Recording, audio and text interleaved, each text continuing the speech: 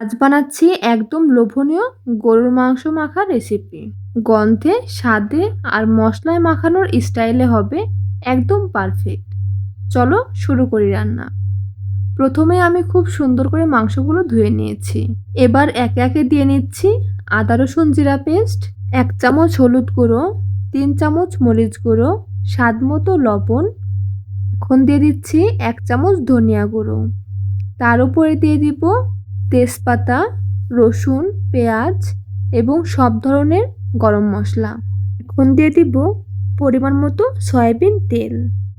মাংসটা কিন্তু অবশ্যই খুব সুন্দরভাবে মাখাতে হবে। আর এভাবে হাত দিয়ে মাংস মাখিয়ে রান্না করলে কিন্তু খেতে ভীষণ মজা লাগে।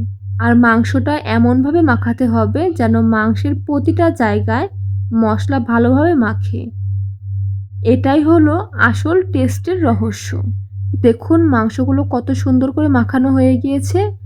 মাংসটা খুব সুন্দর করে মাখানো হয়ে গেলে আমি এখানে পরিমাণ মতো পানি অ্যাড করে দেব।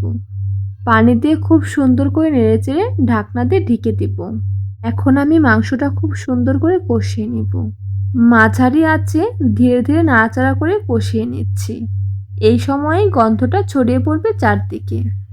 আহা, কি যে দারুণ সুবাস!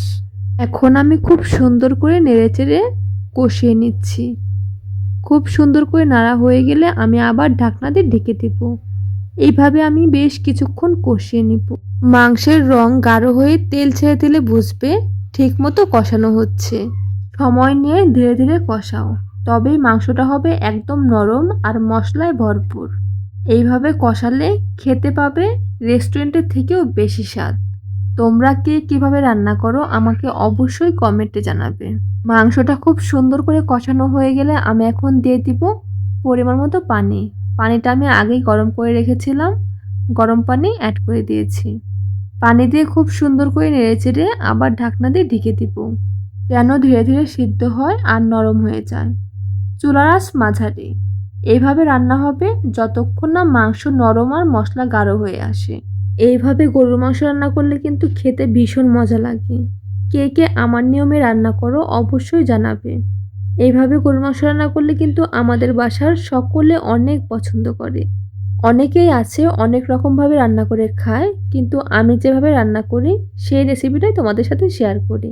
আমার রান্নার ভিডিওগুলো তোমাদের কাছে কেমন লাগে অবশ্যই কমেন্টে জানাবে। ভালো লাগলে অবশ্যই ফলো দিয়ে পাশে থাকবে। দেখো আমার রান্নাটি কত সুন্দর হচ্ছে, খেতেও কিন্তু ভীষণ মজা লাগবে। তেল যখন উপরে উঠে আসবে তখন মনে করবে রান্নাটা হয়ে এসেছে। আহা, এই গরুর মাংস মাখা রেসিপি দেখলেই ক্ষুধা বেড়ে যাবে। একবার এভাবে রান্না করে দেখো, মনে হবে হোটেলের থেকেও মজাদার। গরম ভাতের সাথে এই মাখো মাখো গরুর মাংস একবার খেলে মনে থাকবে সারা জীবন। রেসিপিটা ভালো লাগলে অবশ্যই লাইক কমেন্ট শেয়ার করে পাশে থাকবে। আজকের মতো এখানেই শেষ করছি। আল্লাহ হাফেজ।